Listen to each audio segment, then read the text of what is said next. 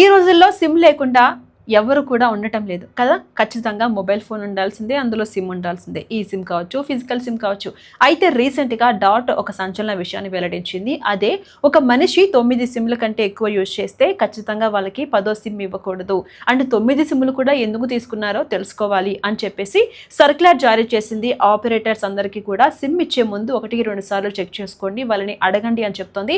August 24 నుంచి అయితే ఈ సర్క్యులర్ అమల్లోకి వస్తుంది అని చెప్పి స్పష్టం చేసింది డాట్. ఈసారి మీరు సిమ్ తీసుకుంటున్నారు అంటే దానికి ముందు మీ పేరు మీద ఏమైనా సిమ్స్ ఉన్నాయా లేదా అని చెప్పేసి చెక్ చేసుకోండి. ఒకవేళ సిమ్ ఉంటే దాని నుంచి ఎగ్జిట్ అయిపోండి. దాన్ని ఎలా చెక్ చేసుకోవాలి, ఎలా రిమూవ్ చేయాలి అనేది కూడా నేను ఇంకొక వీడియోలో చెప్తాను. సో మీకు తెలిసిన వాళ్ళందరికీ ఈ వీడియో షేర్ చేయండి. అండ్ రీసెంట్గా సైబర్ క్రైమ్ అటాక్స్ ఎక్కువైపోయాయంట.